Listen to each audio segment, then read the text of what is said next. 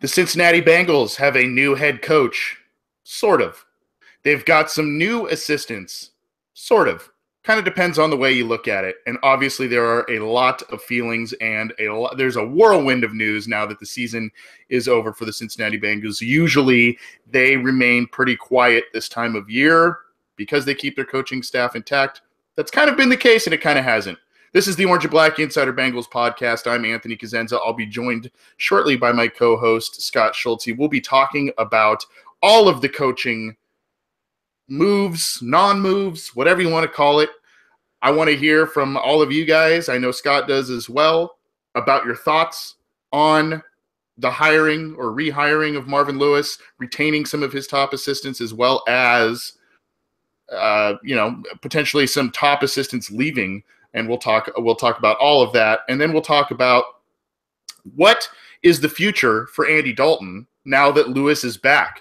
There were some questions about Andy Dalton's future and what might happen to him in a year that the team has a opt-out of sorts in their contract. There's also some weird things happening with A.J. McCarron that need to be sorted out. And this draft is loaded with quarterbacks. There's more news about that. We'll talk about that in just a little bit. I want to start off, though, before we dive into the coaching stuff, before we dive into what has happened over the first couple of weeks. First of all, I want to wish you all a happy new year. Hopefully you had a Merry Christmas. We did take a week off last week just because of the holiday and everything. So we missed you guys, but we kind of needed a little break. And little did we know that so much more would be coming up now. After the new year, we kind of thought maybe maybe a new head coach, maybe some other stuff, but there's a lot to talk about.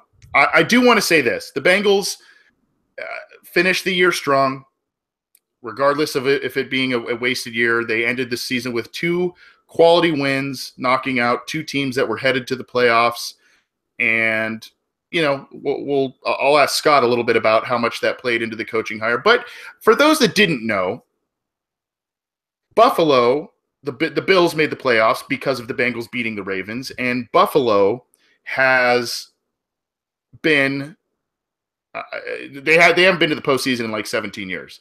So if you haven't noticed, and this is a little public service announcement, I guess, and a little bit of a self-serving one for myself.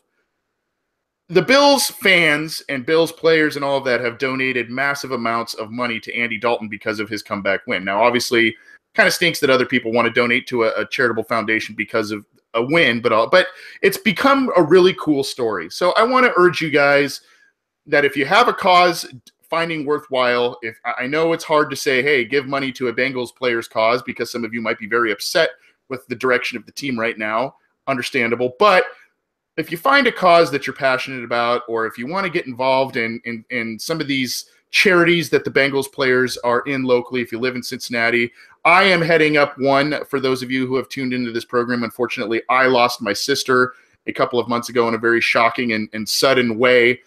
So if you want to donate to that, we are donating money to high school students looking to get a college education. LisaCosenzafund.org site will be live probably tomorrow, and it's on GoFundMe. So I just wanted to throw that out there. Whether you want to donate to the Andy Dalton Fund, if you feel inclined to donate even just a little list amount to the foundation that I'm running, cancer research, whatever the case may be, let's maybe try and get the new year off on a positive note. Unfortunately, 2017 for a lot of people was not the greatest year, not the most positive year, and maybe doing some community service work, maybe donating some money to worthy causes may help get your year off to a good start.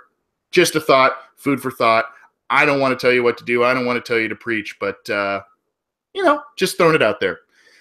Well, guys, that being the case, Marvin Lewis has been re-signed for 2 years with the Cincinnati Bengals. As the Bengals headed into the game, I believe it was against the Vikings, excuse me, there was news that Marvin Lewis was not going to come back to Cincinnati, broke by Adam Schefter of ESPN. And now it's completely the different case. I think the way the team played the final 2 weeks probably had something to do with it. And the fact they went 2-0, beat a division rival, beat two playoff-bound teams at the time, probably had something to do with the return. Maybe this was just in the works all along. And I really, really thought that after 15 years, after an 0-7 playoff record, and back-to-back losing seasons here, that I thought it was time. And I thought, especially not necessarily the last two games that they won, but the two disastrous games before that, the Bears and the Vikings, and the one even before that, the Steelers game, Marvin Lewis looked defeated. He looked done. He looked like a guy that didn't want to coach anymore, at least not in Cincinnati, to me. I don't want to overanalyze body language. I don't want to overanalyze,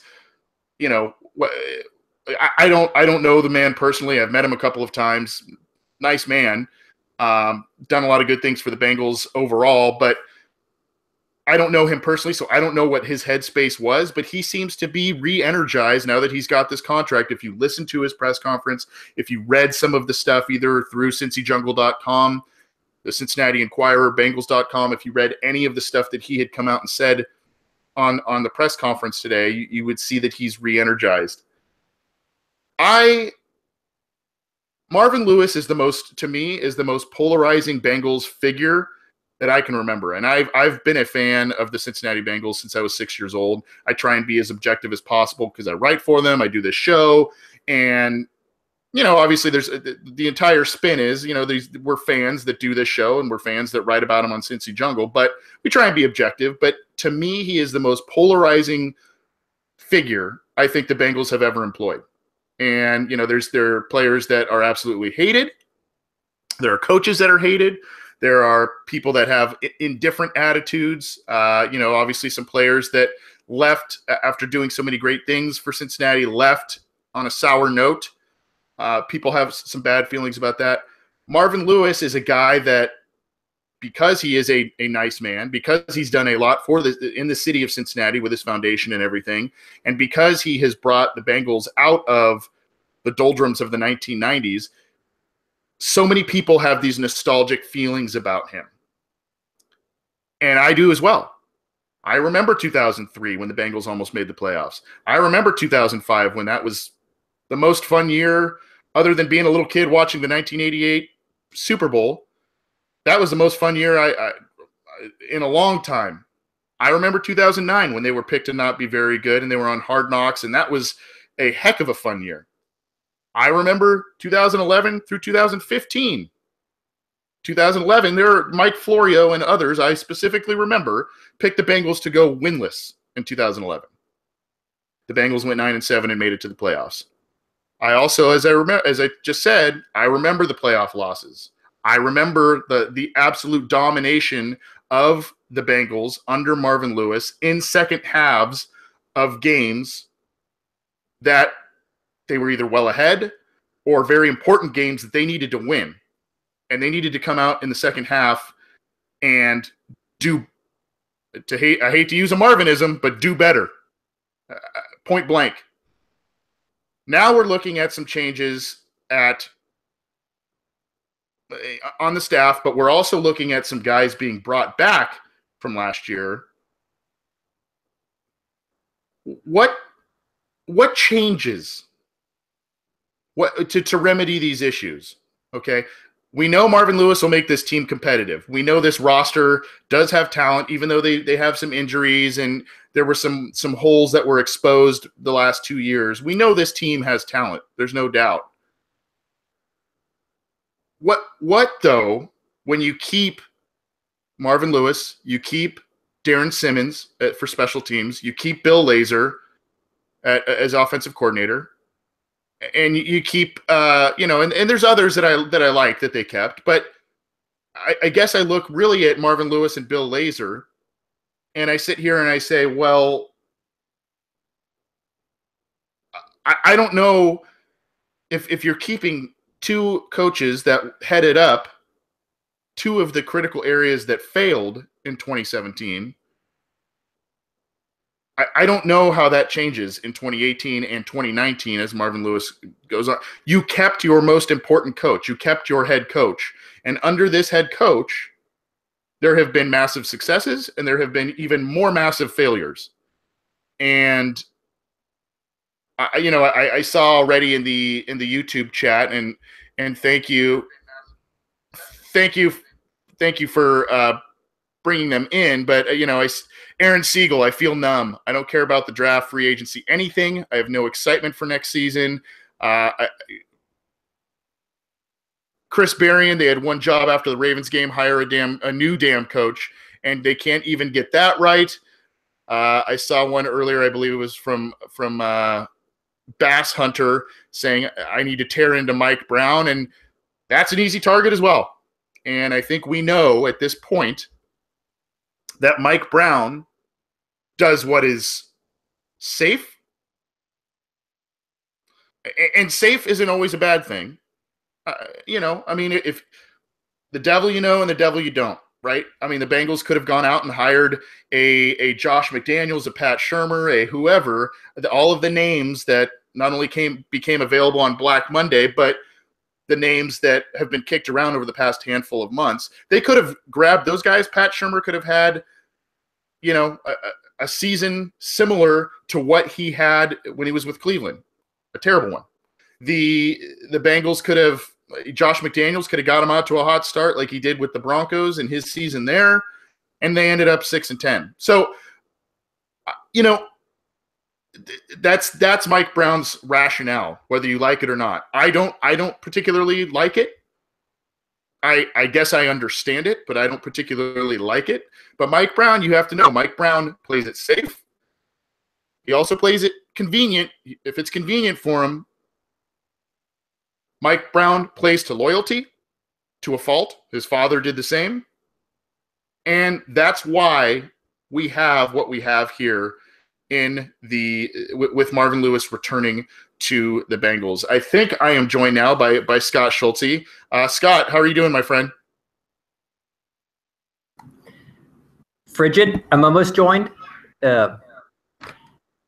Just essentially trying to stay warm. It is, I think, the highest temperature we've had since Christmas has been maybe 15 degrees. And so like yesterday when I went to work, it was minus 16 outside. So not exactly the most, warm.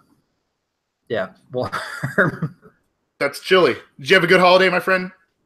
Yeah, other than the fact we just stayed inside because, when it's 0 degrees outside at noon, there's not a whole lot to do. Yeah, I don't blame you. All right, Scott, I'm just diving in. Thoughts, reactions. Marvin Lewis signs a 2-year deal. I think at best, my feelings are mixed. I was disappointed. I thought a new direction should have been maybe the way the Bengals could have gone, but maybe you have some other thoughts. I also am curious to know from you if you thought the 2-game win streak at the end of the season against the Lions and the Ravens, two teams that were headed to the playoffs, and the Bengals beating them, if that really actually kind of reopened Mike Brown's eyes, or if you think this was just part of the plan all along. My assumption, granted, none of us are Mike Brown. We don't really know what Mike Brown's thinking, which might be a good thing sometimes. But I think the last 2 games had to play a part because you figure if they don't win those games, they would have been 5-11. So you went 6-9-1, and then 5-11. It's very difficult to justify bringing him back. They had tons of struggles. Nothing's really going right. You turn that around, instead of 5-11, you're 7-9. You have that 2-game winning streak, and sorry, I got distracted. So you turn that around. You have that 2-game winning streak. You knock 2 teams out of the playoffs. But the frustrating thing is that's just what Marvin Lewis does. You look at some of his other years when they had bad seasons, he wins those meaningless games, and I don't think that should have any bearing in him keeping his job because that's just what he does. He can't coach. He can't win the games you need to win. You go back to 2008. They were 1-11-1. lined up for a great draft pick. They win 3 pointless games at the end of the year. 2 years later, 2010, kind of the same thing. They started out 2-11. They win 2 of the last 3 games. This year, they're 5-9. They win the last 2 games. I can't really explain why he wins these meaningless games, and I don't know why that should have an impact. I just think it does, because I just don't know how the Bengals can sell, hey, we went from 12 wins to 6 wins to 5 wins. Let's do it. But since you can say, hey, we went from 6 to 7, we can blame injuries on, Tyler Eifert, on, the offensive line, on this and that. And we can say, hey, look, we're going the right direction. We're making some little changes. We're, getting rid of Paul Alexander or whatever. Look, we're making these steps. Stay with us. And so I think I'm not buying it, but I think it's easier for them to sell, to justify that. That's what. So to answer your second question, yeah, I think that the wins did have a impact, even though I don't think they should have. The first question you asked was, I guess, the immediate response. I want to say dumbfounded, but I don't know how you can be dumbfounded when this is just the kind of thing they do. And this was something we do a article on cincyjungle.com every week during the season, where we talk with a writer from an opposing team's site. So, the Ravens last week, the site for the Lions, the Bears, and so forth. And we ask questions back and forth, and we post our answers. One question I got maybe the last 3-4 weeks was pretty much the same question. And it was, what are you guys going to do after Marvin Lewis? What's this team going to look like after Marvin Lewis? Who are some coordinators? What direction is the team going to go? So everyone pretty much outside of Cincinnati was pretty convinced Marvin's gone. In a rational world, our team would be getting rid of him. Clearly the Bengals are. So what are you going to do, go in that direction? And unfortunately, every time I answered that question, I kind of gave him the same answer of, I really don't want to cross that road until we're there. I don't want to start thinking about, the next coach. I don't want to start thinking about assistants, college coaches, because granted, everything's lined up for this guy to finally be fired after 15 years. But until they actually do it, I'm just not confident they're going to do it. And, I said that just, knowing the history, not expecting it to actually come to fruition. You kind of figure at some point, 10 years turns to 15. And I just don't know what I can say that hasn't been said, either on our site in articles, in the fans section. We have tons of comments, obviously. And I'm sure the stuff you started with, and, everyone listening, I'm sure, has their own thoughts and comments. I know Cincinnati area radio has been covering it, national radio and media and TV, because it's all the same thing. It's just this, what in the are they thinking? And, it brings the question, I don't know if you brought this up, but the thought process of Mike Brown. What can you possibly be thinking to bring this guy back? And I don't know, is that something that you brought up already? A little bit, but I didn't go in depth. So I want to, I want to talk about that. And I thought, first of all, you made a really excellent point with how Marvin Lewis ends seasons, and in the poor seasons, his team wins games.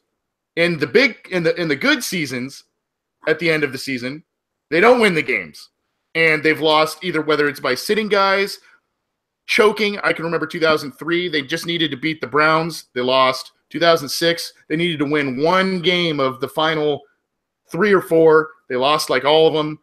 The list goes. 2015, even 2005, they sat guys. They lost positioning.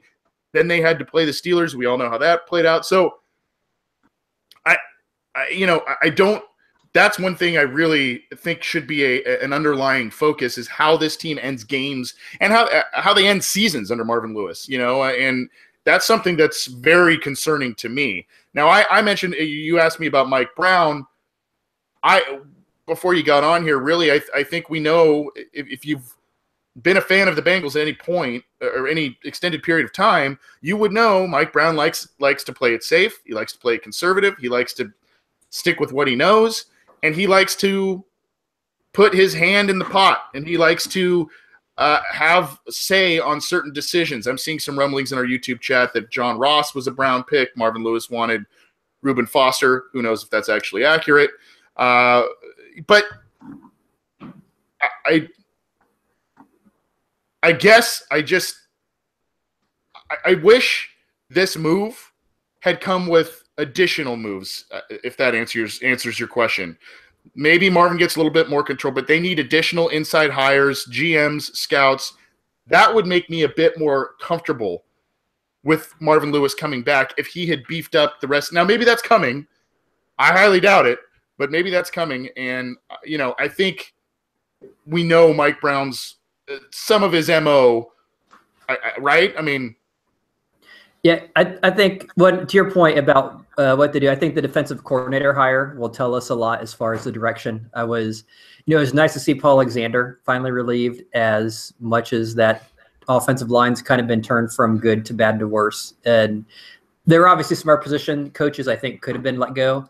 And I think the defensive coordinator hire will tell us a lot about, okay, how much control is there? Who has control? What direction are they doing? Are they just going to throw someone like Coyle or Haslett in there? Or are they really going to get a really good defensive coordinator?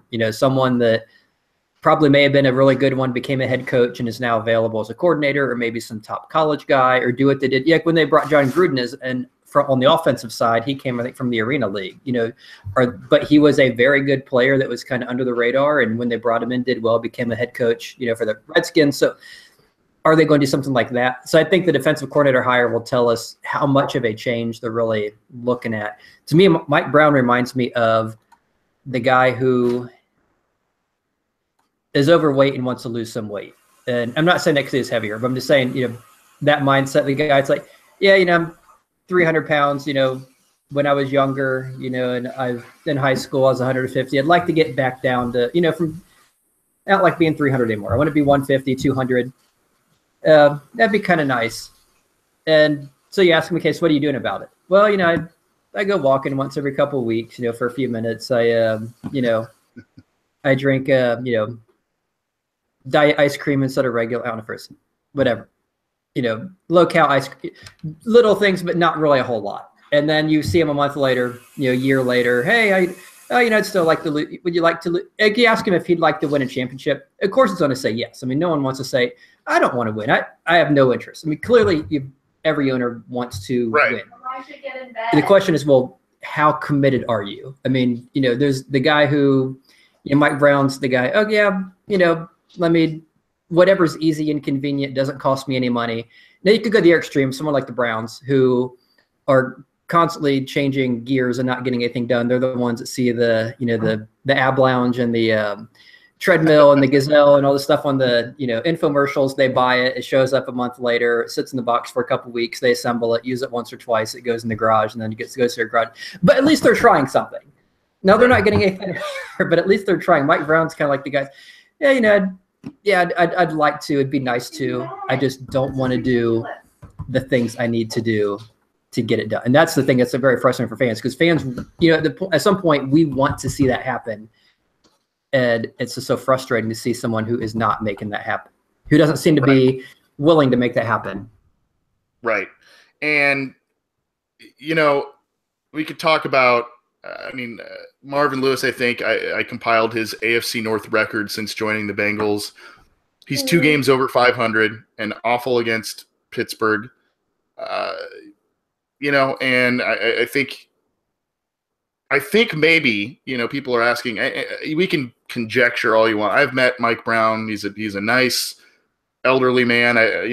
Very affable when I talk to him, but and I know some current and former Cincy Jungle colleagues have also met him and have said the same thing. As a man, unfortunately, I think he just has too much overconfidence in his abilities as a football guy, and it just continues to hurt the team. And maybe he sees the dichotomy of continuity with Pittsburgh and Baltimore, continuity with Pittsburgh and Baltimore at the head coaching positions, the mess that's in Cleveland. And even though he doesn't have a Mike Tomlin, his organization isn't run the same way as Baltimore and Pittsburgh. Maybe that's the crux of his rationale as to why Marvin Lewis keeps coming back here. He's a guy he trusts.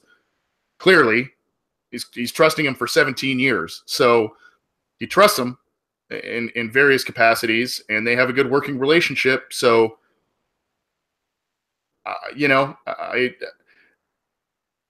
I don't absolutely hate it, but I just wish I don't know. It just this proves to me that there's not going to this organization is not going to change what they do or who they are, and if they do, it's going to be an extremely painfully slow process to change some of the front office workings or what they don't do in the front office, employment status of front office employees, and all of that. So, but big news: Marvin Lewis signs a 2-year deal to remain the Bengals head coach shortly after the new year, and feelings are mixed at best amongst the fans.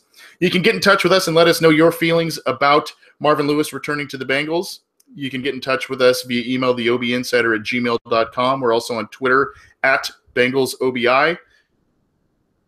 You can watch this show live every week on CincyJungle.com. And we also stream with a live chat, and you can talk with other Bengals fans through YouTube. We encourage you to join us. If you can't join us live, you can download the program on SoundCloud and on iTunes as well. We appreciate all the support, and we want to hear from you. Scott made a nice segue into our next segment, and I don't want to spend a ton of time on it because we've spent a lot of time on Marvin Lewis, which was the major news. But we've kind of hinted at it. It appears now, in case you haven't been caught up, the latest rumors and/or things that have been confirmed. It appears that Darren Simmons will remain the team's special teams coach. Bill Lazor will remain the team's offensive coordinator. Kyle Caskey will remain the team's running backs coach. Jonathan Hayes will remain the team's tight end coach. Okay? That's kind of some – in terms of coaches whose contract have expired and who they've re-upped and confirmed that they're going to stay. It appears – by a lot of rumors that Paul Guenther, because he was not given the opportunity to potentially be the head coach of the Cincinnati Bengals, will be moving on, leaving a void at defensive coordinator. And Paul Alexander, the guy who's been a coach with the Bengals and an assistant head coach since 1994, will not be returning. I'm getting the feeling that most people who were upset about Lewis coming back were maybe a little less or maybe even equally as excited to hear Paul Alexander not returning. But, Scott, I want to get your thoughts on that. And, should some of those guys who had been retained, should they not have? Or, are you happy about Guenther and Alexander? What do you think? I think it's definitely a mixed bag because – and you kind of wonder, well, how much is that? Is it intentional or is it just kind of dumb luck the way it works? Because you get the disappointment that Lewis is back. And it seems by far and large, that by and large. Anyway, that by and large, most fans, most people who follow anything related to the Bengals or NFL or sports are just dumbfounded he's there. I think fans are very frustrated because – at the end of the day, the goal is to win. And Nick Hayes is low above 500, but he's never won a playoff game. He's been to plenty of them, which is nice. But at some point, you have to win one of them. At least dumb luck your way into a victory. And it's not like they're just getting beat like in the 2 Super Bowls where they just barely got beat by the 49ers. I mean, most of these games are, for the most part, pretty lopsided. In games that shouldn't be. Wildcard games, they're hosting at home against, like a 9-7 team like the Jets or the Chargers, who they're favored to win, pretty big, and they just look horrible. And so at the end of the day, I think most fans are like, okay, enough's enough. We've done that. We've been there, done that for 15 years. That hasn't changed. We just need something. Why in the heck are you giving us this? But one of the biggest problems, last couple of years was the offensive line. How it's just deteriorated. They let Zeitler go. They let Oboye go. They still have Bodine there, and they traded up for Bodine. They drafted Oboye in the first round, which some people were frustrated with. And so they've made some really bad offensive line decisions. You can go back, to the Mathis and Livingston, go back further. Some people think they might let Willie Anderson or Bobby Williams go to. So there's a lot of things they've kind of done over the years. And so you get to, that's where they've deteriorated that line and taken it from something that was really good to something that's become really bad. And it's been really bad internally because they're drafting guys. They're just not getting good ones, and they're not really signing people. They're not. And the big culprit is obviously Paul Alexander, because that's what he coaches. So you have to assume he has some sort of input in who the guys are that they're bringing in, who they're drafting. I mean, when they drafted Aboyhe, I think in the press conference, he was, saying how excited he was. And this guy was a high first-round pick, and they were so lucky and fortunate that he fell to them because he got hurt. And he was just this wonderful, and he's just been not anything but that. So it's kind of like, okay, we're going to dump this crappy news on you, but we don't want to lose you. We want you to keep buying tickets because we'll soften the blow with this other firing that'll make you happy. And I don't know if they're thinking that way, if they're thinking, hey, let's give you some lousy news, but follow it up with some really good news to keep you kind of where you're at, to keep you even keeled. So it came across that way. I don't think it was intentional. I think the general consensus is, when they talked about Marvin wanting more say, maybe that was the more say he wanted. But if that's the case, why isn't there more? Is that always going to get? And is it just like this little incremental thing? And then next year, if they fall flat, who's going to be the next scapegoat? Is it Bill Lazor? Is it Darren Simmons? At some point, you've got to run out of people to blame, and you have to point to Mike Brown and Marvin Lewis. You can't keep blaming. I mean, early in the year, it was, it's the offensive coordinator. We got to get rid of him. He's just not getting it done. So they get rid of him after 2 games. And that first game, Andy Dalton's 5 interceptions or turnovers. All 5 of those were probably not on Kenzie and Peasy. And some of them were bad reads, bad throws. The offense was horrible. It got better. But in the second half, the second half of games this year, it was horrible. So it's not like it's a whole lot better. And if we look, if we're middle of the road or 20th best offense next year, okay, we let Lazor go and then we bring someone else in, and ultimately someone's, the accountability has got to be at top. We just can't be blaming these assistant coaches. And so I don't know, it's very frustrating they didn't make more changes. And that's something I know you've been harping on, positive in a good way, not harping like negative. I don't know if harping's negative, but the idea that you need to have, do a clean sweep, just top to bottom, clean sweep. And of course they did the exact opposite, other than Paul Alexander and Gunther. So I don't know if that's exactly what you were hoping for. I'm fine with Darren Simmons coming back. I'm fine with Kyle Kasky coming back. I'm fine with Jonathan Hayes coming back. I'm not sold on Bill Lazor. I'm not sold on that.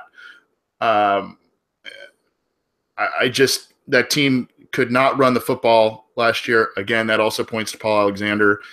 We talked about Paul Alexander on this program a few weeks ago, Scott, and we had said, the best years that Paul Alexander, and that really kind of built his resume, if you will, is when he had all the first-round picks, all the high picks on the line, and when it came time to developing guys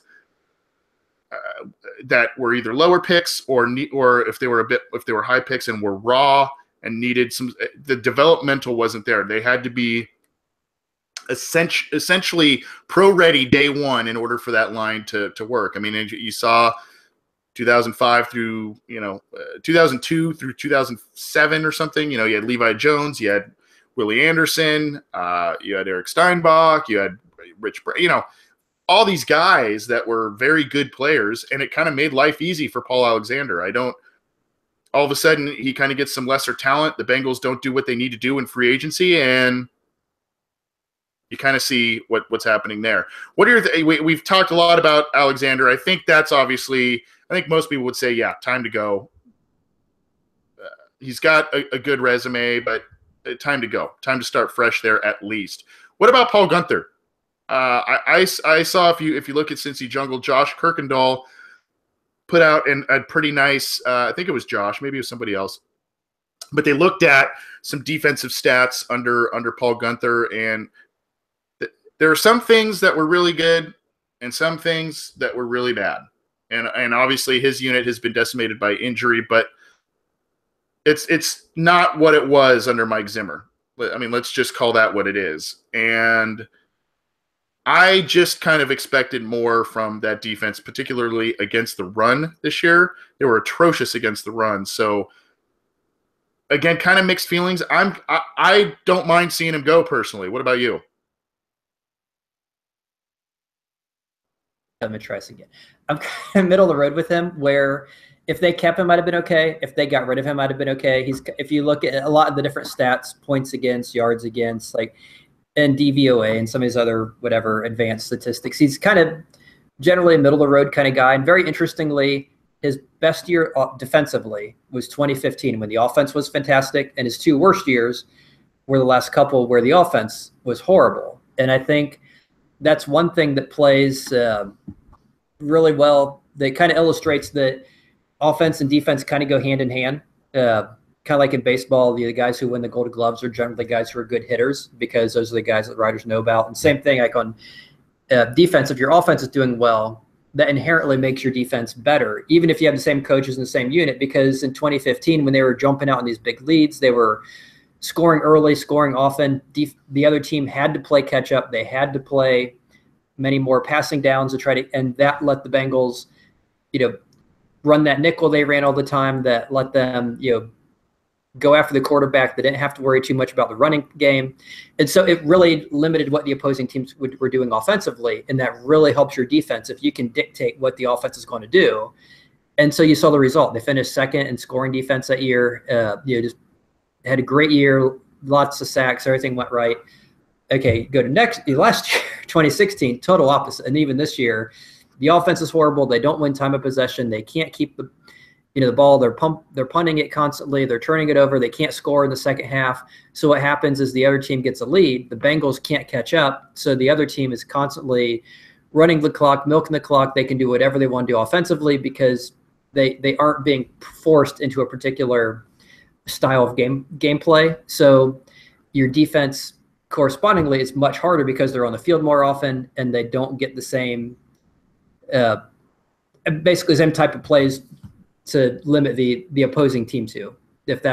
Not sure if that's making any sense, but no, it does. I think the better your offense is, it helps your defense. And I think when you look at when the offense is great, the Bengals defense was great. When the offense is bad, kind of like Andy Dalton in the offensive line, he's only as good as the offensive line.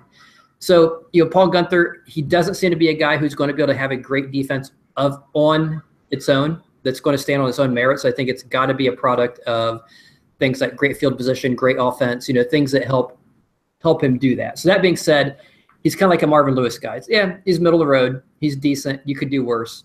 You could definitely do better. And that goes to the hire. Who are they going to hire? Are they just going to promote someone like Coyle or Hazlitt and just make us go, seriously? Or are they going to make a hire that gets us excited? And yeah. And I think you can agree that obviously the best years under Marvin, especially recently, came with guys that he hired at coordinator positions or what have you that have gone on to become, when he beefed up his staff with guys that were really became very high quality coaches, all of a sudden the team is playing its best football. Jay Gruden and Mike Zimmer together. Mike Zimmer and Hugh Jackson was on the staff in a number of different capacities. Vance Joseph was on the staff. So you're looking at four guys that were with the Bengals of recently that got head coaching jobs. And I think when you look at it, that's when the team was performing its best. That's when they had some very good players and were developing these late picks: Marvin Jones, George Aloka, and supplementing a bit more in free agency. Reggie Nelson, well, that was a trade, but you understand what I mean. They just did more. Their coaches got more out of the players, and when they lost those guys, especially lately, I think you really saw between the team, the deflation from losing this in that Steelers game again in the wild card round, losing Hugh Jackson, already losing Mike Zimmer. All of a sudden, then you don't do anything in free agency, and you really see the residual effect. I think Marvin Lewis is at his best when he has a high caliber staff. He's not a guy that, really grooms. I don't see him as a guy that grooms young newbie guys into these great coaches. Usually it's guys that have already had head coaching positions, have been around the league for a long time, have had a lot of respect. Maybe that's just me. I don't know. What do you think? Yeah, I totally agree because, and one of the reasons I'm going to agree is I remember writing an article about that last year about when they started out kind of rough, talking about the brain drain and how just looking at the sheer number of offensive and defensive coaches, and not just the assistant coaches like the, Gruden and Zimmer and, Hugh Jackson and Vance Joseph going on to head jobs, but there were also some other key assistants who went. And I think it was something over the stretch of 2 years. They had lost, I forget, it was 6 or 7, really good, really key assistant coaches. And you lose that many people that quickly, it's just hard to backfill them. And I think they'd also lost Mark Carrier was in there, and there are a couple other guys who all left around at the same time. Like you said, they built that great run. I mean, there were several of the key things that went there. They had 2 great drafts in 2010, 2011. They got a lot of really good assistant coaches.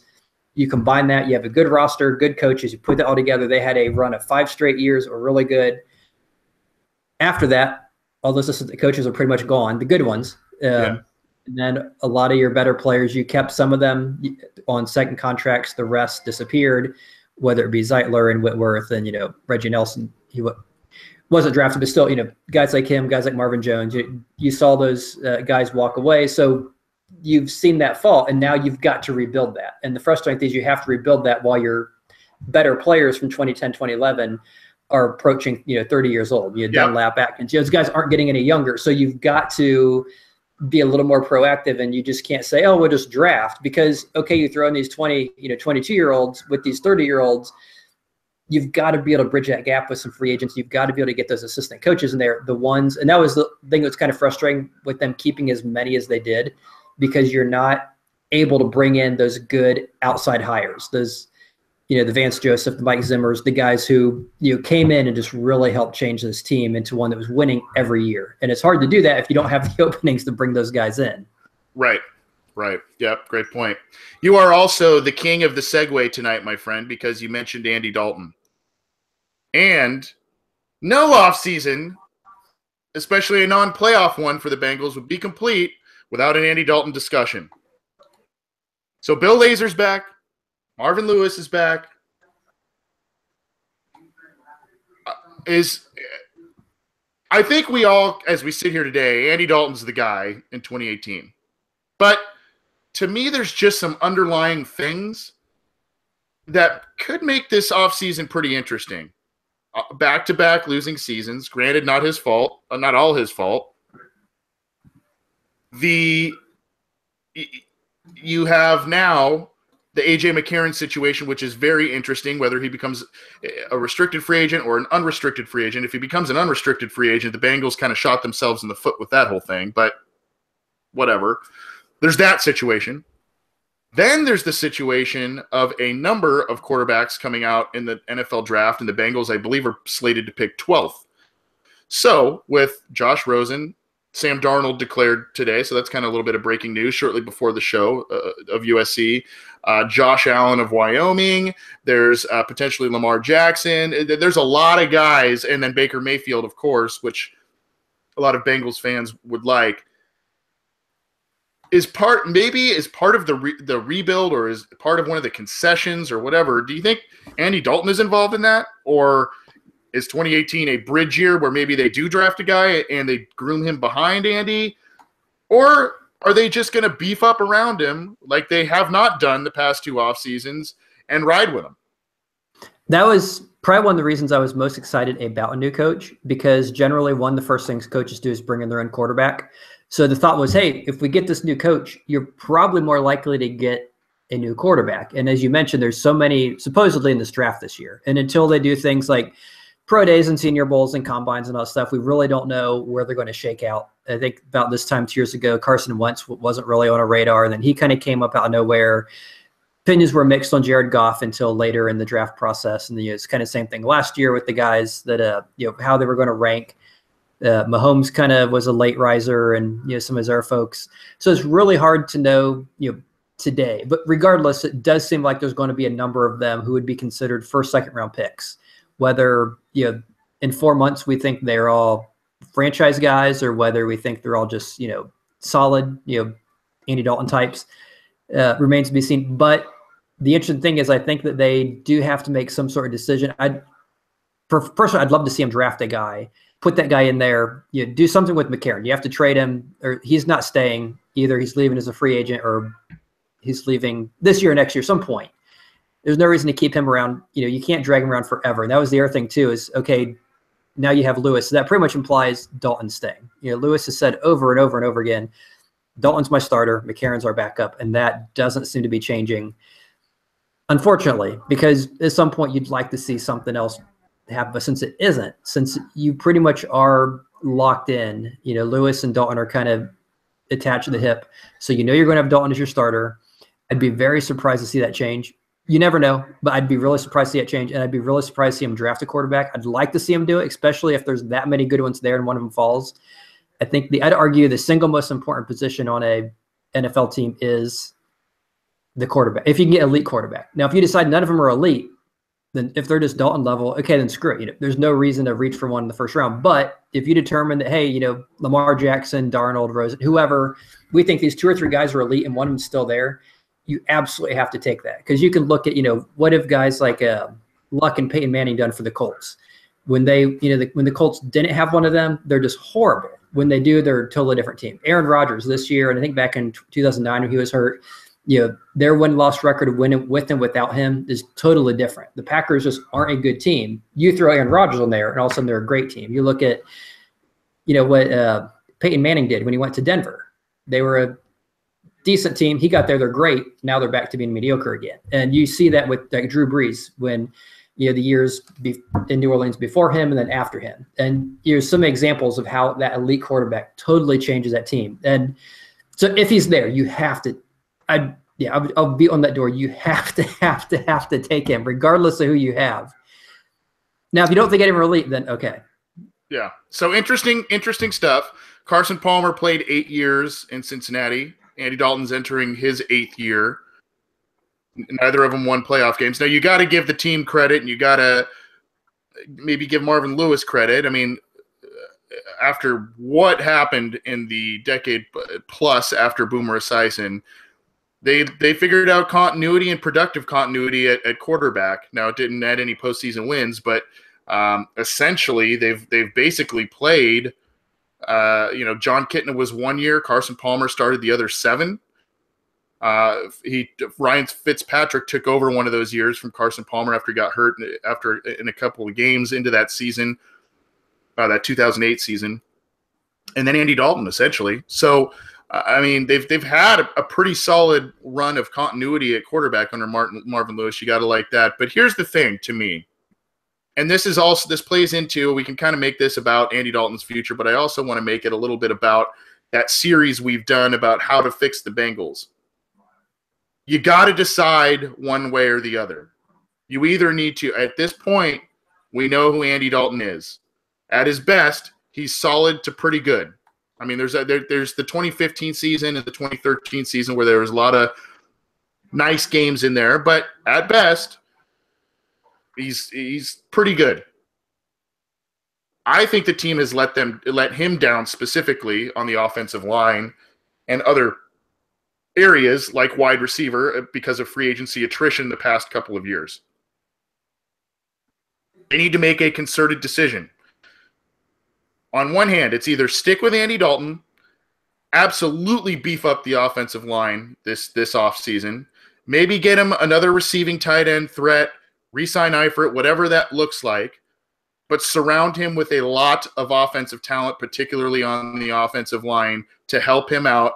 And we say, maybe if we just absolutely have a beast of an offensive line again, we've got a couple of talented running backs, Giovanni Bernard and Joe Mixon.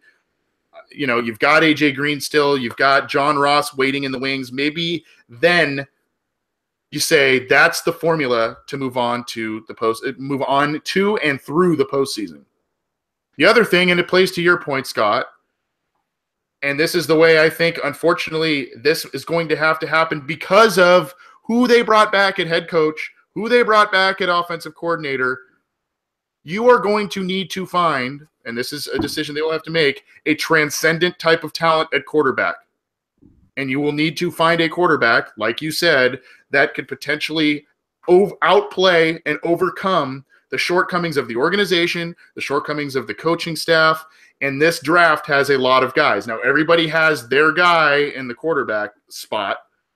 this year. Some people hate Sam Darnold. Some people love him. Some people love Josh Rosen. Some people don't like him. Some people like Baker Mayfield. Some people think he's too short. Whatever your thought process is, if you are the Cincinnati Bengals and you think you have a transcendent talent at quarterback sitting in your lap, that might be the route you need to go that can, as a guy that can elevate, like you mentioned, Peyton Manning elevating the Denver Broncos, Aaron Rodgers elevating the Green Bay Packers, Brett Favre before him. I don't know exactly which is the right route because, like Marvin Lewis, Andy Dalton is a very polarizing player. You like him as a guy. He's productive as a quarterback. He's had a lot of regular season wins, but he hasn't gotten the team there. Then you roll the dice on a quarterback. I just think if you feel you've got a transcendent guy there, maybe you pull the trigger. When you look at they often claim they are a best player available team. I don't know if they outright say it, but that seems to be the approach they take. So if they truly are, and you have that transcendent quarterback, he is the best player available. So you've absolutely got to take him, be it Darnold or Hill or, Allen or Jackson, whoever it is. If it turns out, and I don't care, if they have Andy Dalton locked up for cheap for 10 years. You look what the Packers did when they had Brett Favre and they drafted Aaron Rodgers. You'd be like, what in the heck are you doing? You already have that transcendent guy, and he's signed for a few more years. He wasn't that old at the time. But they had enough sense to know that, we normally don't draft very well. We don't have good teams. We have this incredible quarterback, and that's the one thing that sustains us. We think this guy's the next one. We have to get him because at some point we're not going to have Favre. Favre's not going to play till he's 50, even though, ESPN stories every week. It's like, is he going to retire? Is he going to retire? Is he going to retire? Because they're looking for stories, and they kept pushing that, and eventually he did, or he moved on to the Vikings or wherever he went, Jets, and then Rodgers took over, and they've been able to continue that success just based on that one position. So if you think that guy's there, you have to take. If they don't grab that guy, like you said, they have to do everything in their power to get a Dallas Cowboys type of offensive line. Free agency, draft, whatever you can do, because that's what you're going to. Now, I think Giovanni Bernard and Joe Mixon are good enough. They can make people miss. They can create. But it sure helps if they can do that 5 yards down the field and not 5 yards in the backfield.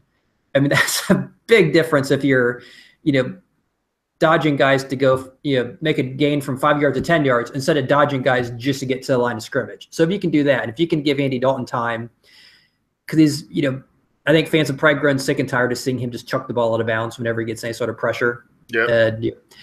It'd be nice because when he doesn't get pressure, he seems to be a fairly decent quarterback. Maybe his deep ball accuracy isn't there, but generally he's going to find an open guy. Generally he's going to make a good throw. He can make throws in tight windows at times if you give him that time. He's not the guy that's going to do that, when he's rushed. When he's rushed, it's like, okay, let me find the guy in, row 3, section 219, just toss it over there.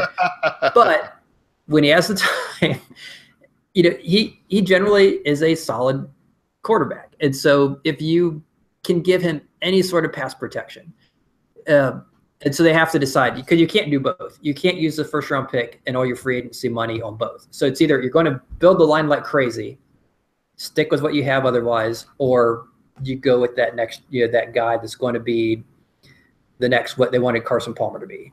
Yep. And you run the risk there too, because if you throw a rookie quarterback behind an offensive line that we saw from the Cincinnati Bengals this year, all of a sudden you're looking at a David Carr or a different kind of situation there, and you don't want that. But I think this is an appropriate discussion, and I don't want to. I'm not the guy that shoves Andy Dalton out the door, but I think with if you have minimal changes on the coaching staff, and it's the same quarterback, you need to make a very tough business decision. And it's either, hey, we're going to spend a hell of a lot of money in free agency, and we're going to move around in the draft and really surround Andy Dalton with a lot of talent, and we're going to get a coach, an offensive line coach, who can potentially develop Jake Fisher and Cedric Ogbuehi into viable starters. Or you say, hey, got to start it over, even if it's a bridge year for Andy Dalton where he's the starter and a young guy is behind him. maybe that's the way that they took. And I don't know if that was part of the discussions that took place between Mike Brown and Marvin Lewis, but it will be interesting to see how that plays out and how the A.J. McCarron thing plays out and everything about the quarterback position plays out in the coming draft. We're going to get out of here in just a few minutes. We've got a couple of questions. Hopefully you can stick around, Scott. I know it's late on your end, but if you are new to the program, please join us live every episode. We usually record Wednesday evenings, so please come join us. You can talk with other Bengals fans in our live YouTube chat, or you can watch it on cincyjungle.com. If you can't join us live, we are on SoundCloud and YouTube for downloading, and you can get in touch with the program with comments, questions, anything like that on Twitter at BengalsOBI on Twitter, and the obinsider@gmail.com via email. Thank you for all of your support. Quick one here, Scott. We've kind of talked about it a little bit. I think this one, we got it via Twitter. Let me see if I could pull up the user who sent it. But essentially it was, it's at Ugly Boy Drew. Tweeted, what defensive coordinator options are out there or preferable now that Paul Guenther appears to be leaving. I think there are a handful of names that are floating out there. I'm seeing one quite frequently in the YouTube chat, but do you have any off the top of your head that you can think, wow, that'd be a good fit for the Bengals and a pretty impressive hire? Off the top of my head, it's very hard to say. I haven't dug a whole lot into it because until recently we didn't know Guenther was leaving.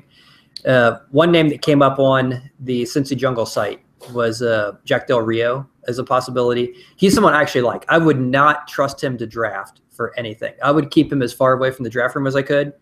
Kind of like if we were to hire Josh McDaniels, I think what they do well, but one thing they don't do well is drafting. So I would not let Jack Del Rio anywhere near the draft room. I think he killed the Jaguars, set them back for many years with some horrid drafts. Outside of that, he was a pretty good coach. So he was someone who I would see as a possibility. I don't know if that's something the Bengals would do. It'd be very interesting to see if they – I think looking at their last few defensive coordinators who came from outside, Mike Zimmer was a defensive coordinator elsewhere. I think it was with the Cowboys. So it'd be interesting to see if there's another defensive – and I don't know why you would take a lateral move unless you just feel your team wants to get rid of you.